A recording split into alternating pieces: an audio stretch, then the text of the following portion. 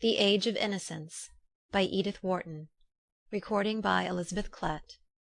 Book 1, Chapter 1. On a January evening of the early 70s, Christine Nilsson was singing in Faust at the Academy of Music in New York. Though there was already talk of the erection, in a remote metropolitan distance above the forties, of a new opera house which should compete in costliness and splendor with those of the great European capitals, the world of fashion was still content to reassemble every winter in the shabby red and gold boxes of the sociable old Academy.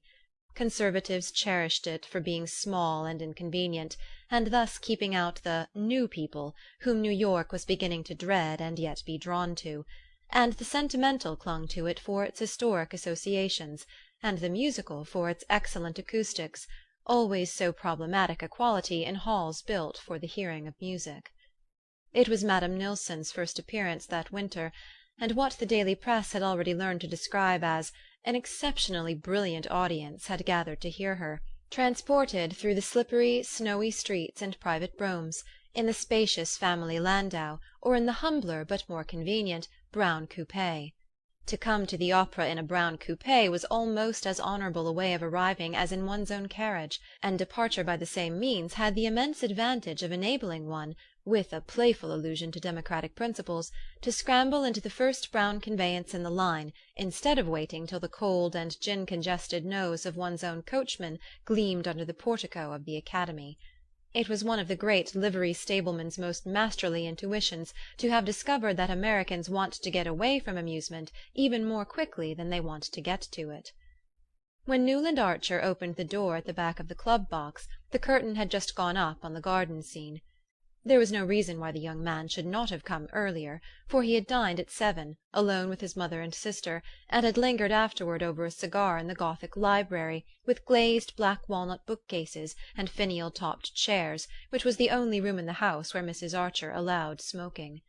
But in the first place, New York was a metropolis, and perfectly aware that in metropolises it was not the thing to arrive early at the opera, played a part as important in Newland Archer's New York as the inscrutable totem terrors that had ruled the destinies of his forefathers thousands of years ago.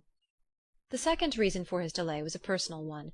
He had dawdled over his cigar because he was at heart a dilettante, and thinking over a pleasure to come often gave him a subtler satisfaction than its realization. This was especially the case when the pleasure was a delicate one, as his pleasures mostly were, and on this occasion the moment he looked forward to was so rare and exquisite in quality that, well, if he had timed his arrival in accord with the prima donna's stage manager, he could not have entered the Academy at a more significant moment than just as she was singing "He loves me not, he loves me," and sprinkling the falling daisy petals with notes as clear as dew. She sang, of course, "Mamma," and not "He loves me," since an unalterable and unquestioned law of the musical world required that the German text of French operas sung by Swedish artists should be translated into Italian for the clearer understanding of English-speaking audiences. This seemed as natural to Newland Archer as all the other conventions on which his life was moulded, such as the duty of using 2 silver-backed brushes with his monogram in blue enamel to part his hair, and of never appearing in a society without a flower, preferably a gardenia, in his buttonhole. "Mamma, non mamma," the prima donna sang, and "Mamma," with a final burst of love triumphant, as she pressed the dishevelled daisy to her lips and lifted her large eyes to the sophisticated countenance of the little brown Faust Capoul, who was vainly trying, in a tight purple velvet doublet and plumed cap, to look as pure and true as his artless victim. Newland Archer, leaning against the wall at the back of the club box, turned his eyes from the stage and scanned the opposite side of the house. Directly facing him was the box of old Mrs. Manson Mingott, whose monstrous obesity had long since made it impossible for her to attend the opera, but who was always represented on fashionable nights by some of the younger members of the family. On this occasion the front of the box was filled by her daughter-in-law, Mrs. Lovell Mingott, and her daughter, Mrs. Welland, and slightly withdrawn behind these brocaded matrons sat a young girl in white, with eyes ecstatically fixed on the stage lovers. As Madame Nilsson's "Mamma" thrilled out above the silent house, the boxes always stopped talking during the daisy song, a warm pink mounted to the girl's cheek, mantled her brow to the roots of her fair braids, and suffused the young slope of her breast to the line where it met a modest tulle tucker fastened with a single gardenia. She dropped her eyes to the immense bouquet of lilies of the valley on her knee, and Newland Archer saw her white-gloved finger-tips touch the flowers softly. He drew a breath of satisfied vanity, and his eyes returned to the stage. No expense had been spared on the setting, which was acknowledged to be very beautiful even by people who shared his acquaintance with the opera-houses of Paris and Vienna. The foreground, to the footlights, was covered with emerald green cloth. In the middle distance, symmetrical mounds of woolly green moss, bounded by croquet hoops, formed the base of shrubs shaped like orange trees, but studded with large pink and red roses. Gigantic pansies, considerably larger than the roses, and closely resembling the floral pen-wipers made by female parishioners for fashionable clergymen, sprang from the moss beneath the rose-trees; and here and there a daisy grafted on a rose-branch flowered with a luxuriance prophetic of Mr. Luther Burbank's far-off prodigies.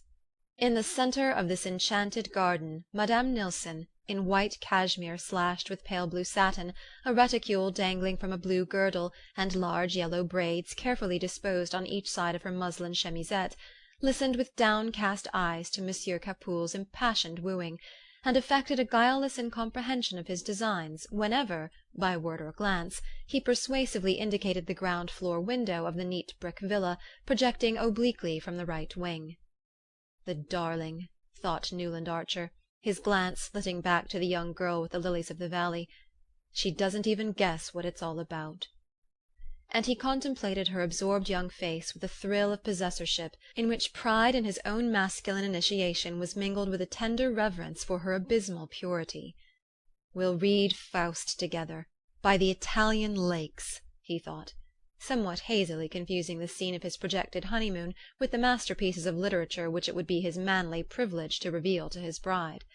It was only that afternoon that May Welland had let him guess that she "cared," New York's consecrated phrase of maiden avowal, and already his imagination, leaping ahead of the engagement ring, the betrothal kiss, and the march from Lohengrin, pictured her at his side in some scene of old European witchery. He did not in the least wish the future Mrs. Newland Archer to be a simpleton. He meant her, thanks to his enlightening companionship, to develop a social tact and readiness of wit, enabling her to hold her own with the most popular married women of the younger set, in which it was the recognized custom to attract masculine homage while playfully discouraging it. If he had probed to the bottom of his vanity, as he sometimes nearly did, he would have found there the wish that his wife should be as worldly wise and as eager to please as the married lady whose charms had held his fancy through 2 mildly agitated years, without, of course, any hint of the frailty which had so nearly marred that unhappy being's life and had disarranged his own plans for a whole winter.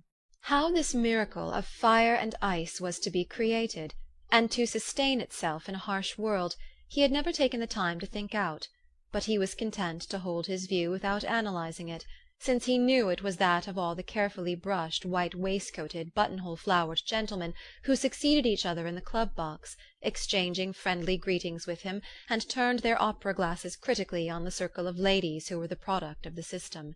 In matters intellectual and artistic, Newland Archer felt himself distinctly the superior of these chosen specimens of old New York gentility.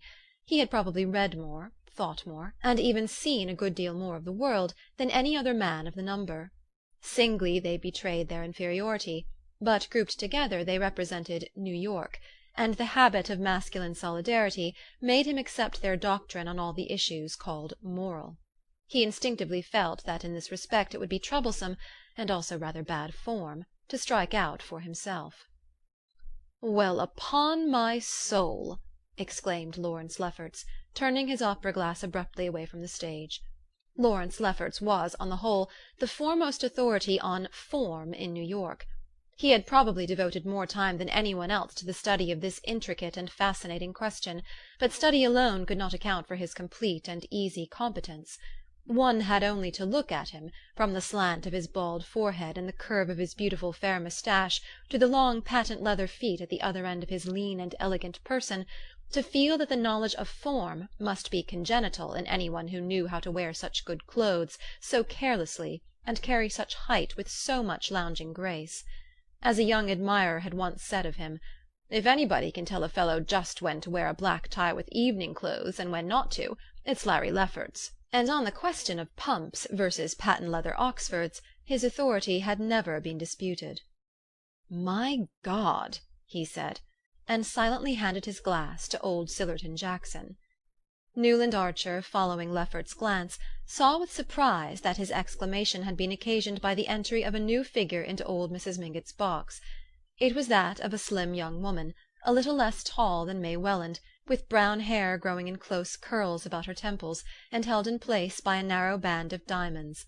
The suggestion of this headdress, which gave her what was then called a Josephine look, was carried out in the cut of the dark blue velvet gown, rather theatrically caught up under her bosom by a girdle with a large old-fashioned clasp. The wearer of this unusual dress, who seemed quite unconscious of the attention it was attracting, stood a moment in the centre of the box, discussing with Mrs. Welland the propriety of taking the latter's place in the front right-hand corner. Then she yielded with a slight smile, and seated herself in line with Mrs. Welland's sister-in-law, Mrs. Lovell Mingott, who was installed in the opposite corner. Mr. Sillerton Jackson had returned the opera-glass to Lawrence Lefferts. The whole of the club turned instinctively, waiting to hear what the old man had to say, for old Mr. Jackson was as great an authority on family as Lawrence Lefferts was on form. He knew all the ramifications of New York's cousinships, and could not only elucidate such complicated questions as that of the connection between the Mingotts, through the Thorleys, with the Dallases of South Carolina, and that of the relationship of the elder branch of Philadelphia Thorleys to the Albany Chiverses, on no account to be confused with the Manson Chiverses of University Place, but could also enumerate the leading characteristics of each family, as, for instance, the fabulous stinginess of the younger line of Leffertses, the Long Island ones, or the fatal tendency of the Rushworths to make foolish matches, or the insanity recurring in every second generation of the Albany Chiverses, with whom their New York cousins had always refused to intermarry, with the disastrous exception of poor Medora Manson, who, as everybody knew, but then her mother was a Rushworth. In addition to this forest of family trees, Mr. Sillerton Jackson carried between his narrow hollow temples and under his soft thatch of silver hair a register of most of the scandals and mysteries that had smouldered under the unruffled surface of New York society within the last 50 years. So far, indeed, did his information extend, and so acutely retentive was his memory, that he was supposed to be the only man who could have told you who Julius Beaufort, the banker, really was, and what had become of handsome Bob Spicer, old Mrs. Manson Mingott's father, who had disappeared so mysteriously, with a large sum of trust money, less than a year after his marriage, on the very day that a beautiful Spanish dancer, who had been delighting thronged audiences in the old opera house on the Battery, had taken ship for Cuba. But these mysteries, and many others, were closely locked in Mr. Jackson's breast, for not only did his keen sense of honour forbid his repeating anything privately imparted, but he was fully aware that his reputation for discretion increased his opportunities of finding out what he wanted to know. The club box, therefore, waited in visible suspense while Mr. Sillerton Jackson handed back Lawrence Lefferts's opera-glass. For a moment he silently scrutinized the attentive group out of his filmy blue eyes overhung by old veined lids. Then he gave his moustache a thoughtful twist, and said simply, "I didn't think the Mingotts would have tried it on." End of Chapter 1.